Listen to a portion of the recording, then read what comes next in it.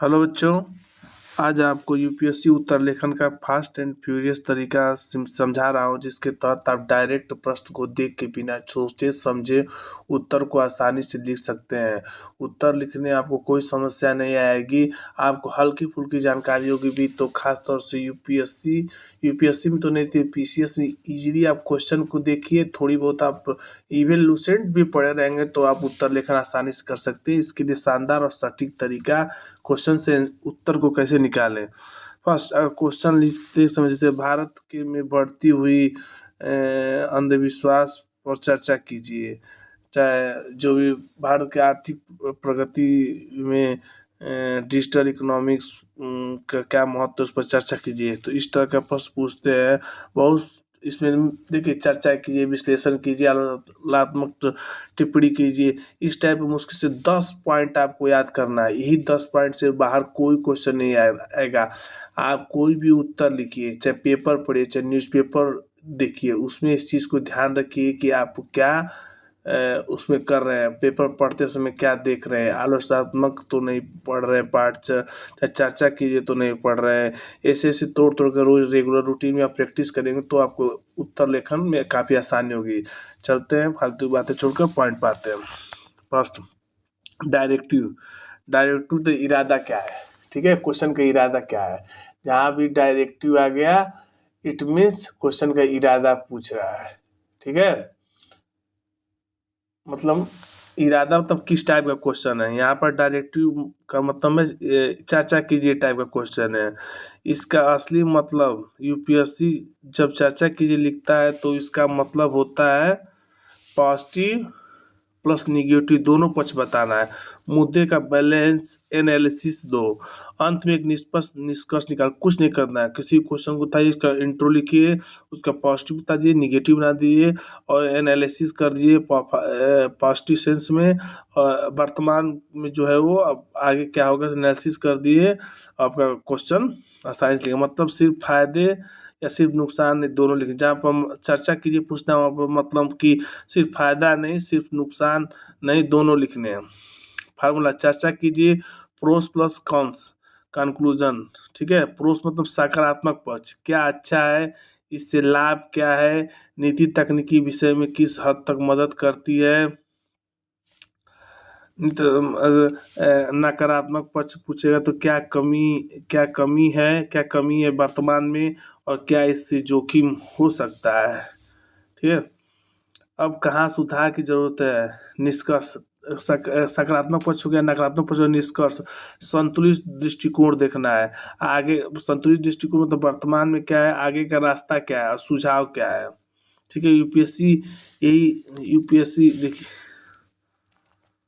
UPSC ये देखने आता है कि आप बैलेंस थिंकर हो या नहीं, ठीक है। 20 सेकंड का एग्जाम्पल समझ लो। सवाल, भारत की नई जीनोम एडिटिंग पॉलिसी पर चर्चा कीजिए। देखिए, जीनोम एडिट अब आ जाए चर्चा के सिंपल सा, आपको जीवन में सकारात्मक पक्ष देना है। प्रोसेस सकारात्मक पक्ष दो। तेज अनुमोदन प्रक्रिया, क्लाइमेट स्मार्ट कॉर्प है, ठीक है। प्रोसेस सकारात्मक पक्ष देना है। तेज अनुमोदन फास्ट होता है। क्लाइमेट स्मार्ट क्रॉप है, क्लाइमेट से स्मार्ट है। कृषि नवाचार तेज है। बायोटेक्निक स्टार्टअप को बढ़ावा मिलेगा, ठीक है। और नकारात्मक पक्ष देना है कि बायो सेफ्टी निगरानी को चुनौती देता है। मतलब बायो सेफ्टी, ये सब चीज़ बाद में बताऊँगा। मतलब कि कोई बायोलॉजिकली सिस्टम में कुछ परिवर्तन ऐसा तो ना हो गया कि जो हमारे क्लाइमेट को नुकसान दे, उसकी निगरानी को चुनौती देता है। स्टेट लेवल कन्फ्यूजन है, स्टेट और सेंट्रल के बीच में कन्फ्यूजन है और कंज्यूमर अवेयरनेस कम है। ये 20 सेकंड के एग्जाम्पल से समझ लो, ठीक है। आप इसका सकारात्मक पक्ष देना है कैसे और नकारात्मक पक्ष कैसे देना है। अब आपको और निष्कर्ष निकालना तो आपको बता ही दिया था मैंने। निष्कर्ष निकालना, संतुलित दृष्टिकोण क्या है, आगे का रास्ता, मतलब अगर देखिए इस क्वेश्चन में अगर निष्कर्ष देखना हो तो देखिए, बायोटेक्नोलॉजी से हमें बहुत फायदे हुए हैं। जैसे खेती की उत्पादकता बढ़ गई है, लेकिन इसका मिसयूज होने से हमारे क्लाइमेट के लिए काफ़ी नुकसानदेह है। अतः इस सिस्टम में मतलब टेक्नोलॉजी के प्लांट डेवलपमेंट सिस्टम में हमें सुधार लाने की अति आवश्यकता है। ये हो गया आपका क्वेश्चन। अब अगले क्वेश्चन पर पॉइंट पर आते हैं, किस टाइप का क्वेश्चन पूछता है यूपीएससी। ठीक, विवेचना कीजिए, यह आदेश क्या चाहता है। ठीक है, ये यूपीएससी लिखता है कि विवेचना कीजिए, तो हम आपसे उम्मीद करते हैं विवेचना कीजिए। प्रश्न आता है तो सबसे आसान है, उसमें 3 चीज टॉपिक, वाट विषय क्या है मतलब क्वेश्चन में, और आपका वाट विषय क्या है, क्यों महत्वपूर्ण है, वाई ये कैसे काम करता है, इसका असर हाउ। यही 3 चीज आपको जाना, किस कोई भी चीज आप पूछे क्वेश्चन, आप तुरंत दिमाग में निकाल देंगे कि विषय क्या है, ये क्यों महत्वपूर्ण है, ये कैसे काम करता है, इसका असर क्या है। ठीक है, मतलब सिर्फ बताए नहीं, तर्क तथ्य प्रक्रिया जोड़कर विस्तार से समझाया। फार्मूला वाट वाई हाउ, भाग क्या लिखता है, उद्देश्य क्या है। जैसे वाट वाट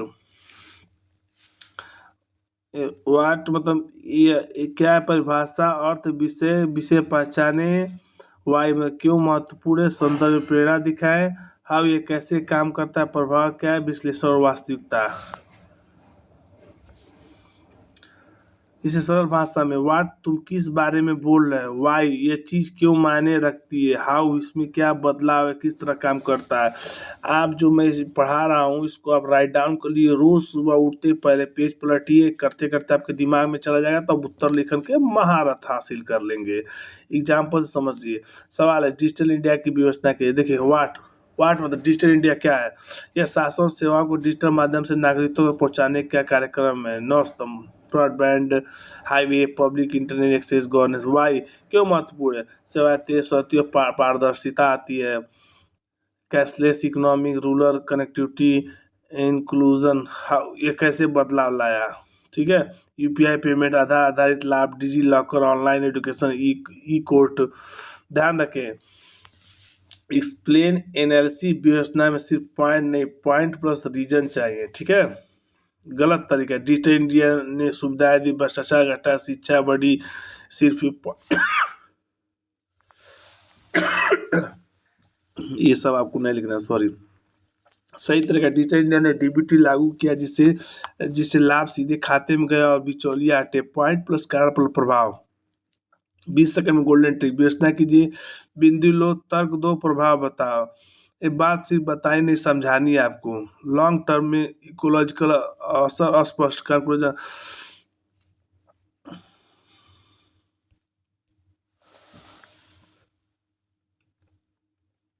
मतलब विश्लेषण कीजिए, कारण प्लस प्रभाव, बस यही ज्यादा याद रखिए। कारण प्लस प्रभाव, कारण प्लस प्रभाव, विवेचना कीजिए। ठीक है,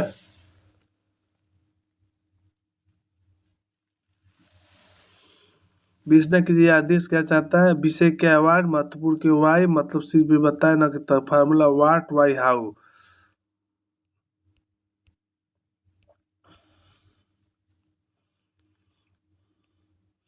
लॉन्ग टर्म इकोलॉजी, नीति परिवर्तन का, देखिए कंक्लूजन में लिखना, नीति परिवर्तनकारी, मजबूत निगरानी और जन जागरूकता जरूरी है। समालोचनात्मक विश्लेषण कीजिए, क्रिटिकल एनालाइज का मतलब है किसी भी नीति, घटना और तकनीक या मामले का सकारात्मक पक्ष, ठीक, नकारात्मक पक्ष, मौजूदा कमियां, और अंत में एक संतुलित तर्कयुक्त अंतिम निर्णय।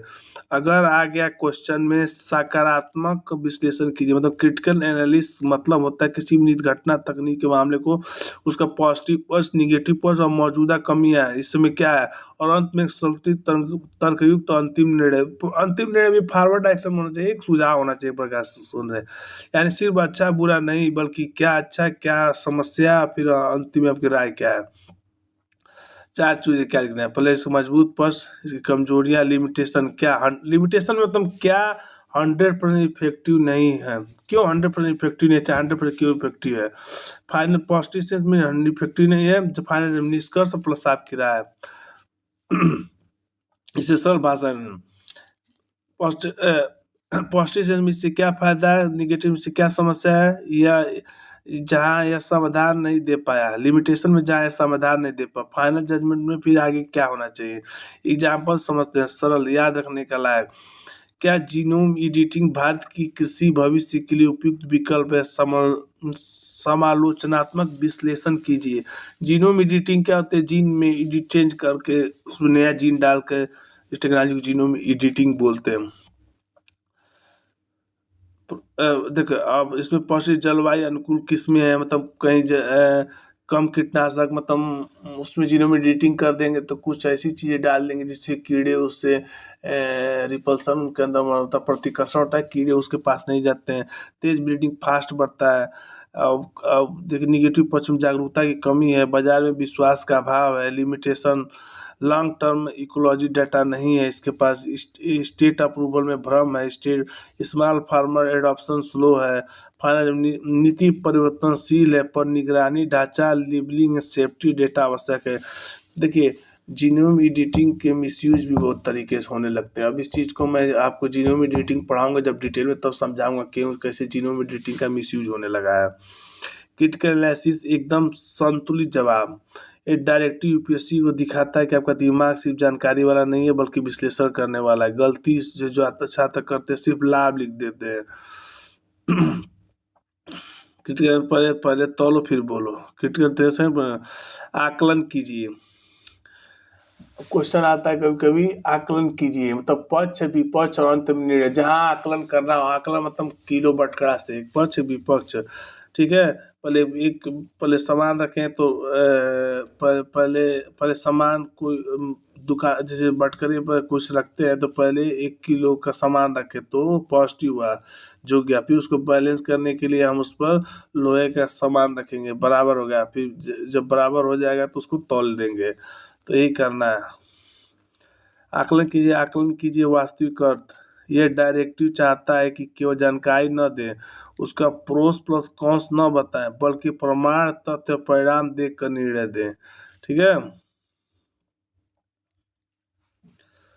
यानी यूपीएससी पूछ रहा है इस विषय को साबित करो तर्क प्लस निष्कर्ष के साथ। यानी जहां आकलन करना आ गया, इस विषय को साबित करना होगा तर्क के साथ और निष्कर्ष के साथ। फार्मूला 3 चीज याद रखें। क्या स्टेप क्या लिखना है? एविडेंस, आंकड़े, रिपोर्ट, डेटा, उदाहरण।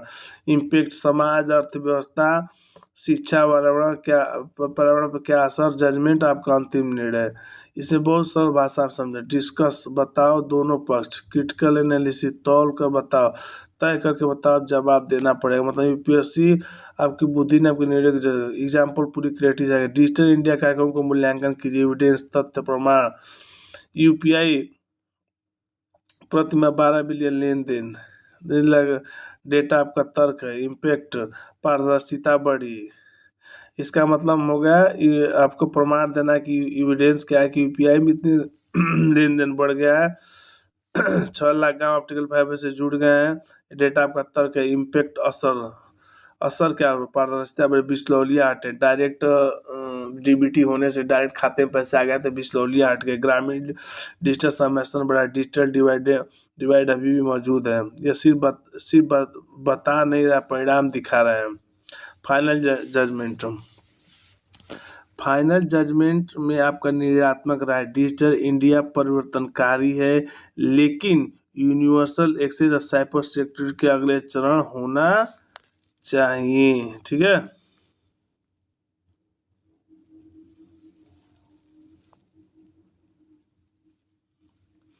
इसी को यूलुएट कहते हैं।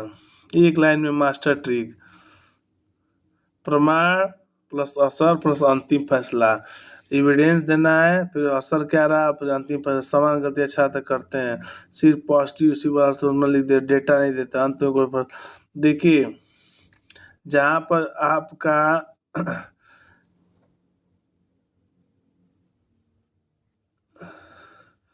जहाँ पर आपके क्वेश्चन में आकलन कीजिए, आपको डेटा देना है और उसके साथ उसका फायदा या पॉजिटिव सेंस में क्या होगा और अंत में कंक्लूजन लिखना होगा।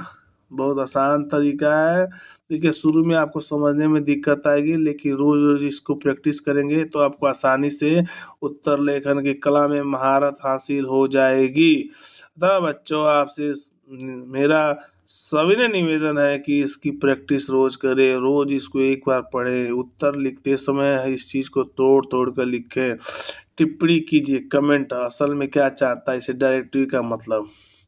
यूपीएससी आपसे आपकी राय जहाँ टिप्पणी चाहे पूछेगा आपसे आपकी राय पूछे, सिर्फ राय नहीं तर्क के साथ आपको निष्कर्ष की तरह स्पष्ट, दृढ़ और संतुलित स्टेटमेंट देना है। ठीक है, इसे ऐसे सोचे, आपको एक मेच्योर स्टेंस लेना है। फॉर्मूला, दो चीज़ें हमेशा लिखनी है। स्टेप, क्या लिखना है। ओपिनियन, आपकी राय क्या है। जस्टिफिकेशन, कारण प्लस उदाहरण तथ्य। क्या स्टेप, क्या लिखना है, आपकी राय।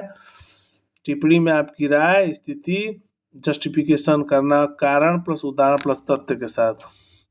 ओपिनियन, बिना रीजन, भावना, ओपिनियन प्रूफ। इसे आसान भाषा में समझे। कमेंट, आपकी बात कहो, जस्टिफाई, क्या सही है ये भी बताओ। भावना ने तर्क चाहिए। कमेंट, जहाँ पर टिप्पणी लिखना हो बस अपनी बात कहो, क्या सही है ये भी बताओ।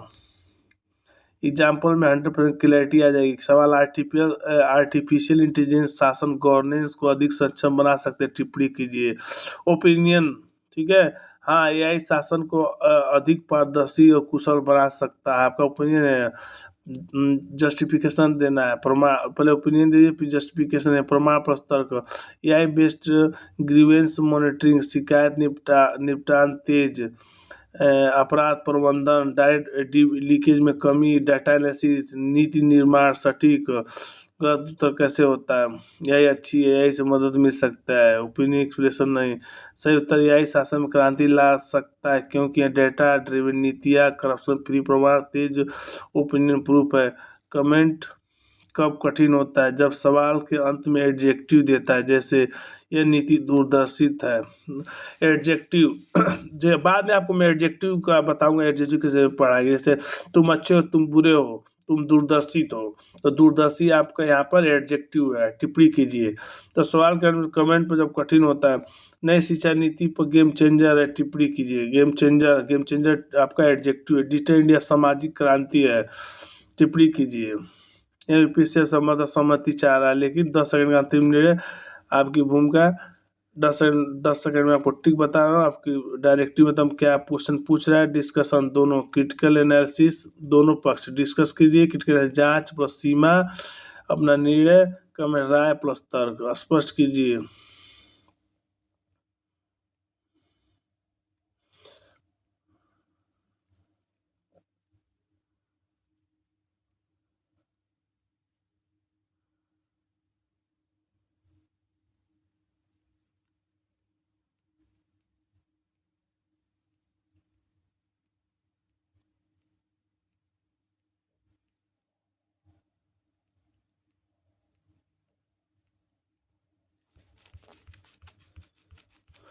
मेरे बच्चों 10 सेकंड, ठीक है। अब देखिए, फार्मूला हमेशा ये दिमाग में रखें। एक्स प्लस सरल व्याख्या प्लस एग्जाम्पल प्रासंगिक उदाहरण, बस यही कोई जटिलता नहीं है। इसे सरल भाषा में समझा, स्पष्ट कीजिए, बच्चे को समझ में आ जाए ऐसी भाषा को। टेक्निकल शब्द, आसान शब्द, कॉन्सेप्ट, रियल लाइफ एग्जाम्पल के साथ। लंबा विश्लेषण जरूरी नहीं, इसमें एग्जाम्पल में पूरी क्लियरिटी दे। सवाल, किस पर नए तकनीक को स्पष्ट कीजिए, एक्सप्लेन करिए सीधे। किस पर CS9 में जीन एडिटिंग तकनीक है, इसमें DNA को एकदम सही जगह पर काट कर नया बदलाव किया जाता है। यह एक तरह की आणविक कैंची, मॉलिक्यूलर सीजर है की तरह काम करता है, ठीक है। एग्जाम्पल, इसमें रोग प्रतिरोधक फसलें बनाई जा सकती है। मानव अनुवांशिक रोगों को उपचार में शोध लाया जा सकता है। बैक्टीरिया जीन करेक्शन दवाइयाँ बनाई जाती है। बस ये स्पष्ट कीजिए सही तरीका। अन्य उदाहरण, जैसे इंटरनेट ऑफ थिंग्स, IoT को स्पष्ट कीजिए।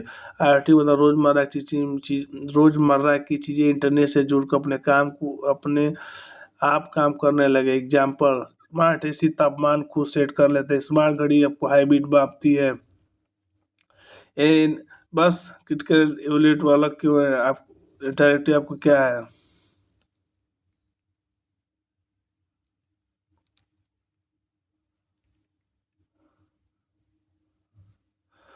डायरेक्टिव आप क्या करना है, ठीक है। डिस्कशन, क्रिटिकली इवैल्यूएटेड से अलग क्यों है। 5 सेकेंड। इल्यूसाइड आसान शब्द में अच्छा उदाहरण वर्णन कीजिए। असली मतलब क्या है? इसी डायरेक्टिव का अर्थ है विषय को सीधा साफ सुथरा बिंदुवार विवरण देना। विषय को सीधा साफ सुथरा बिंदुवार विवरण देना। इसमें विश्लेषण एनालिसिस नहीं चाहिए। न अच्छा बुरा, न प्रभाव, न जजमेंट, सिर्फ विषय का लक्षण, संरचना, प्रकार और घटक लिखो। सिर्फ विवरण, feature plus fact, no prose no. जहाँ पर वर्णन कीजिए वहाँ पर आ जाए फार्मूला। हमेशा फीचर प्लस डिस्क्रिप्शन विवरण, मतलब विषय के जो हिस्से उन्हें साफ क्रम में लिखना है। इसे सरल भाषा में समझे। वर्णन किसी चीज़ के बारे में बताना, उसकी अच्छाई बुराई नहीं बतानी है। जैसे एक बच्चा किसी पेड़ का वर्णन करे तो उसकी ऊंचाई, पत्ते, फूल, रंग, बस ये नहीं पेड़ अच्छा है। जब वर्णन कीजिए मतलब कि मान लीजिए किसी घर के बारे में, तो घर कितना बड़ा कितना छोटा, कितना इसकी लंबाई, कितनी चौड़ाई, कितनी स्क्वायर फीट में, नहीं कि घर अच्छा है कि बुरा है। ठीक है, एग्जाम्पल की पूरी एग्जाम्पल आपको बताना है जिससे आपको पूरा क्लियर हो जाएगा। सवाल क्या आपका? 5G तकनीक का वर्णन कीजिए। ठीक है, फीचर 5G 5वीं पीढ़ी की मोबाइल संचार तकनीक है। High speed up to 10 Gbps, ultra low literacy 1 ms, massive machine का नेटवर्क, स्लाइल IoT, इंटरनेट ऑन थिंग पर सपोर्ट करता है। बी मॉर्फिंग टेक्नोलॉजी, यह विश्लेषण नहीं सिर्फ क्या और किस हिस्से में लिखे गए हैं। गलत है। जो छात्र कई छात्रों तरह के 5G भारत के लिए अच्छी अर्थव्यवस्था बढ़ेगी, अनएम्प्लॉयमेंट घटेगा, ये सब फालतू चीज़ें हैं। डायरेक्ट अपनी बात लिखिए। सवाल विश्व विभाषण रबड़ी संरचना का वर्णन कीजिए। डिस्क्राइब स्ट्रक्चर लिखना। इसमें मिनिस्ट्रियल कॉन्फ्रेंस होता है, जनरल काउंसिल होता है, डिप्टी सेटलमेंट बॉडी होता है, ट्रेड पॉलिसी रिव्यू बॉडी होता है, गुड्स काउंसिल होता है, सर्विस काउंसिल होता है, ट्रिप्स काउंसिल होता है, स्ट्रक्चर को एनालिसिस देना। डिस्क्रिप्शन का डायरेक्टिव का फर्क होता है। डिस्क्राइब और डायरेक्टिव फर्क होता है। डिस्क्राइब वर्णन कीजिए मतलब फीचर प्लस फैक्ट। एक्सप्लेन स्पष्ट की, एक्सप्लेन प्लस एग्जाम्पल। डिस्कशन में चर्चा का मतलब पॉजिटिव पर निगेटिव। क्रिटिकली एनालिसिस में पॉजिटिव निगेटिव पर लिमिटेशन। इवैल्यूएशन में evidence, impact of judgement. Comment में ओपिनियन और जस्टिफिकेशन। साफ एक लाइन में डिस्क्राइब क्या पूरा। अब 8वां लास्ट है, नहीं 8वां, समझाइए, एक्सप्लेन का असली अर्थ। किसी भी विषय की परिभाषा प्लस कारण के साथ समझाना है। सिर्फ वाट लिखना काफ़ी नहीं है, वाई लिखना चाहिए। इसे डायरेक्टिव क्लियरिटी चाहता, जजमेंट नहीं। एग्जाम्पल वाट प्लस वाई। यूपीएससी देखता है कि कॉन्सेप्ट समझा रहता है। फार्मूला सबसे पहले वाट, उसको आसान भाषा में समझें। एक्सप्लेन में आपको किसी कॉन्सेप्ट को खोलना है, कारण प्लस संदर्भ देना है, लेकिन प्रोज कॉन्सेप्ट के जजमेंट नहीं देना है। ये सिखाने जैसा राइटिंग स्टाइल। एग्जाम्पल को पूरी क्लैरिटी आएगी। सवाल ग्रीन हाइड्रोजन को समझाइए। वाट ग्रीन हाइड्रोजन रिन्यूएबल ऊर्जा, जैसे सोलर विंड से पानी इलेक्ट्रोलिसिस द्वारा बनाया जाता है, जिससे कार्बन इमिशन नहीं होता है। वाई क्यों महत्वपूर्ण है? क्योंकि यह फॉसिल फ्यूल का विकल्प है, जीवाश्म ईंधन का विकल्प है, नेट जीरो टारगेट हासिल करने में मदद करेगा। ग्रीन स्टील फर्टिलाइजर रिफाइनिंग में उपयोग है। इंपोर्ट डिपेंडेंसी कम होगी। ये परिभाषा ने कॉन्सेप्ट के कारण और महत्व भी बताता। सिर्फ एक एग्जाम्पल। आर्टिफिशियल इंटेलिजेंस को समझाइए। वो क्या आर्टिफिशियल इंटेलिजेंस क्या होता है? मशीन मानव जैसे बुद्धि सोचने लगे, उसको आर्टिफिशियल इंटेलिजेंस करते हैं। क्यों बड़े डेटा विश्लेषण, स्वचालन, नीति निर्माण, तेज निर्णय में मानव क्षमता को बढ़ाती है। ये एक्सप्लेन। ठीक है, उचित उदाहरणों को सहित स्पष्ट कीजिए। क्वेश्चन पूछेगा यूपीएससी में, उचित उदाहरण सहित स्पष्ट कीजिए। असली यूपीएससी डायरेक्टिव देता है, इसका अर्थ होता है विषय को सरल भाषा में समझाओ, सही सटीक उदाहरण से जीवंत कर दो। साथ में ये भी दिखाओ वास्तविक जीवन में कैसे लागू होता है। मतलब पहले इसको समझाओ और उदाहरण भी बताओ, और वास्तविक वर्तमान जीवन में कैसे काम करता है। इसे कॉन्सेप्ट, एग्जाम्पल प्लस एप्लीकेशन, यानी अवधारणा समझाओ, का उदाहरण दो, फिर बताओ कि उपयोग असर का है। Formation breakdown detail. कॉन्सेप्ट अवधारणा, विषय क्या, उसकी बुनियादी समझे, मुख्य विशेषताएं। उचित वास्तविक उदाहरण, भारत में विश्व से ले लो सटीक